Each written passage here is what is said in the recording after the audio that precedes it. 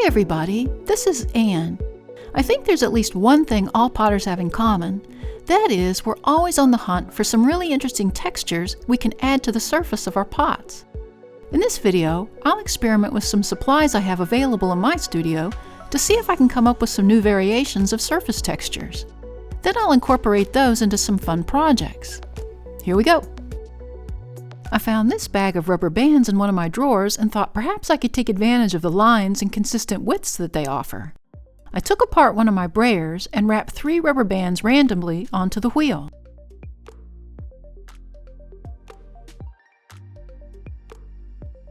It'll be interesting to see how the twists of the rubber bands translate, as well as the flat lines.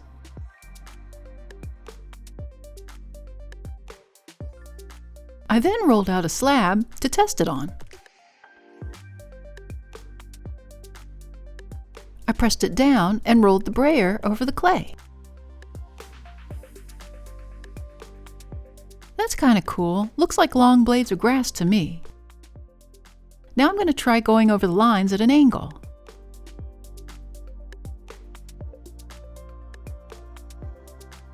To me, that adds to the meadow-like feel. Now let me try adding more rubber bands to see if that changes the look of the texture.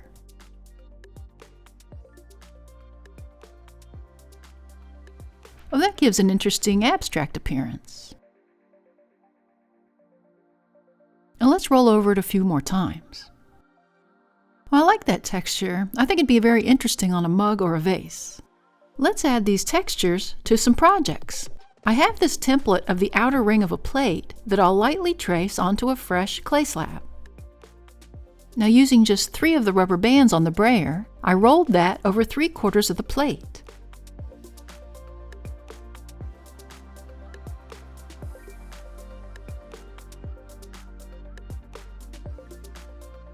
I had a round cup that I impressed into the clay to enhance the landscape appearance that I wanted.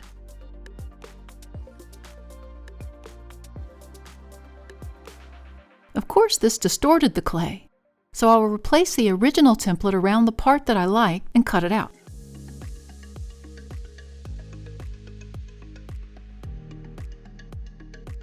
I used my finger to soften the edges, then I placed it inside the styrofoam half sphere to give it a plate shape.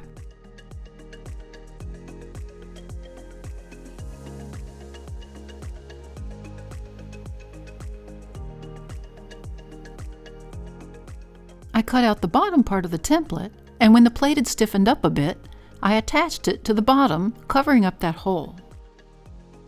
Here it is, all cleaned up and trimmed.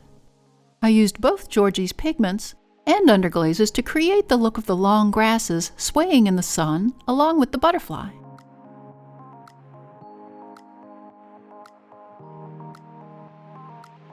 Here it is all finished.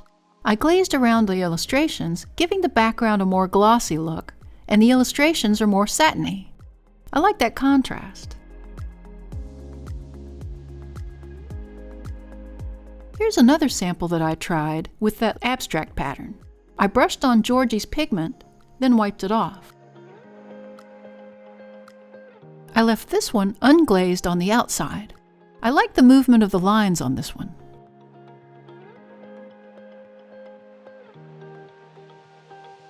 Next, I thought it would be fun to play with some spongy craft foam. You can find this at any craft or department store. Here are a few tools I thought would be fun to try on it. The foam is easy to cut, so I rolled a wavy-bladed rotary cutter to cut the edge.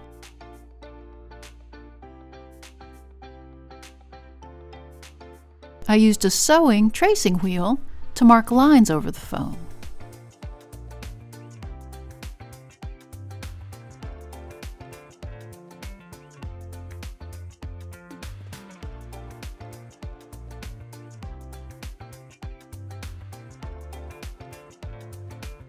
I had these tiny cookie cutters that I thought I would try.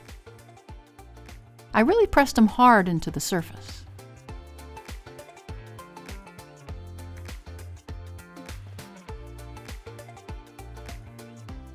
Now let's see if they'll show up on the clay.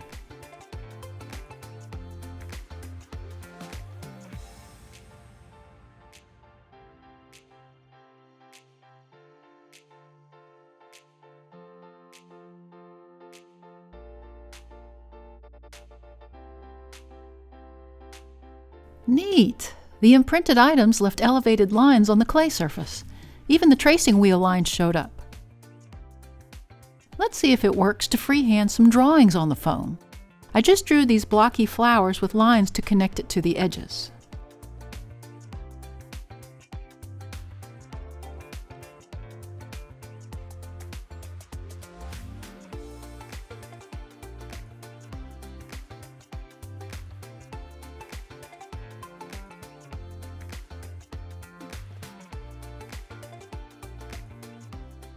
I used a rolling pin first to just press it into the clay without any stretching. Then, to make sure all the lines were firmly imprinted, I used my thumbs to press it down even more.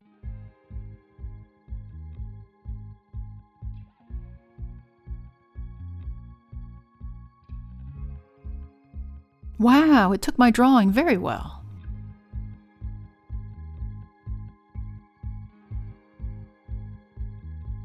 Next, I used my mug template over the section that I liked the best. Then I cut it out and wrapped it around a carpet tube.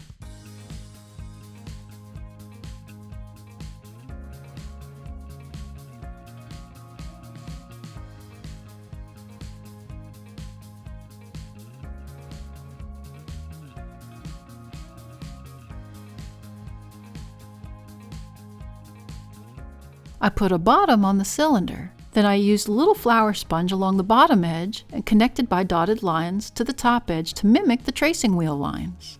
I really like this. I glazed the textured part with weeping plum celadon, and then I put a stiff white glaze around the little flowers for this interesting piece.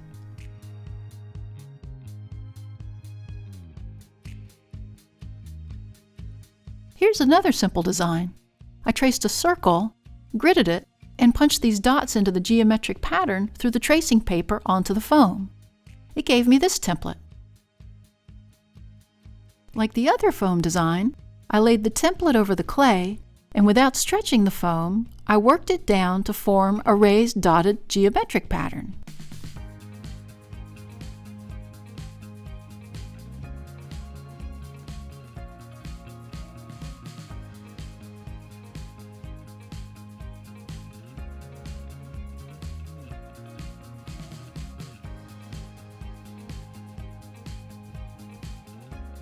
I made a simple plate with it and painted a little bee in the center.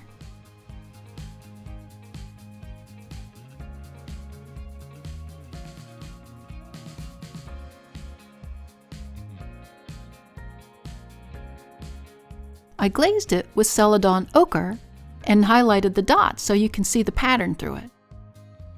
I love how that turned out.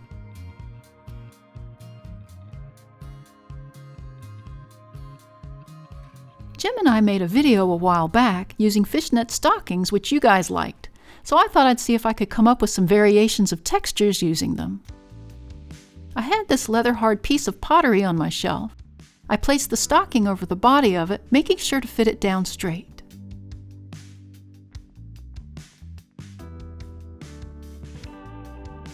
I took some thick slip from my slip bucket and painted that to the surface from top to bottom.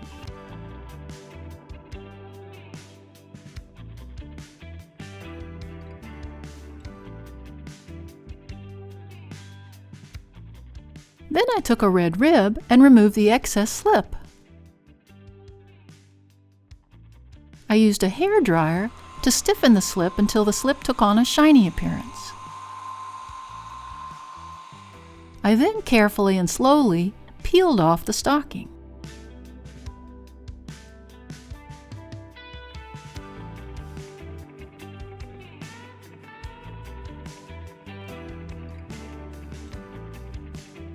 I cleaned out all the facets. Ooh, I'm really happy with this texture. I think this process has a lot of possibilities. Now here's one that I made earlier with just a simple cylinder. It really changed the whole piece to take on a very complex yet elegant appearance. Now here's the finished version. I used sky celadon over this one. Just love that.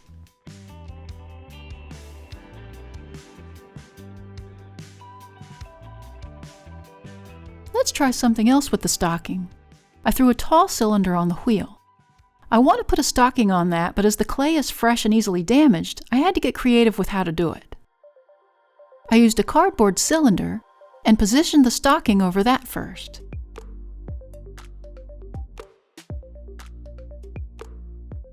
I then rolled the stocking down.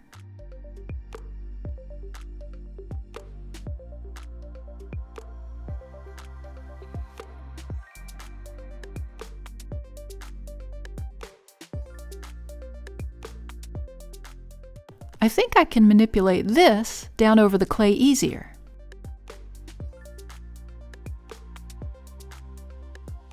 Now I can stretch the stocking over the cylinder and roll it up to the top.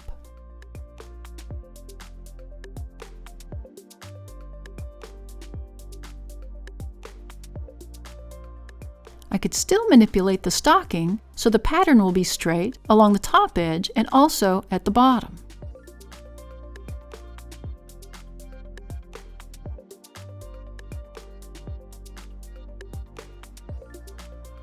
I began to coat the slip over the stocking.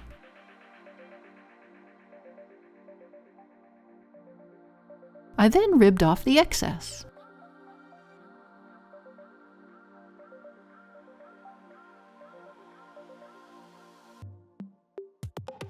Now for the fun part. I'm bellying this out to see what will happen.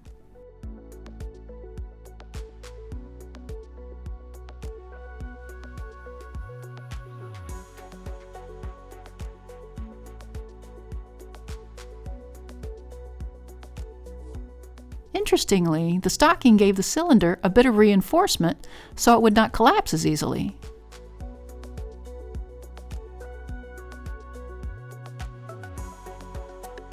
Again, I used a hair dryer to stiffen the slip a little bit.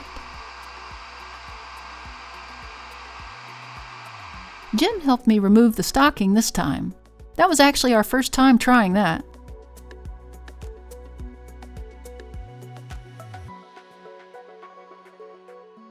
We need a little practice to coordinate that move, but mostly it worked great. Oh, that's a wonderful texture. And you see the twist of the pattern where I bellied out the piece.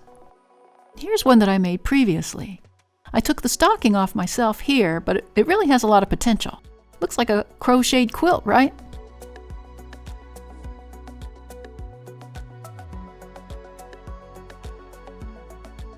Here's another one where I sprayed on black underglaze and then bellied it out. Again, you can see the natural twist in the pattern from the bellying out process. I challenge you to do a treasure hunt in your own studio, see what textures you can create. Thanks to the newest members of our Little Street Pottery Research Facility team. If you'd like to join the team and earn a title, click on the Super Thanks button or the link to buy me a coffee. It really helps us out if you subscribe and like our videos as well. See you next time in the studio.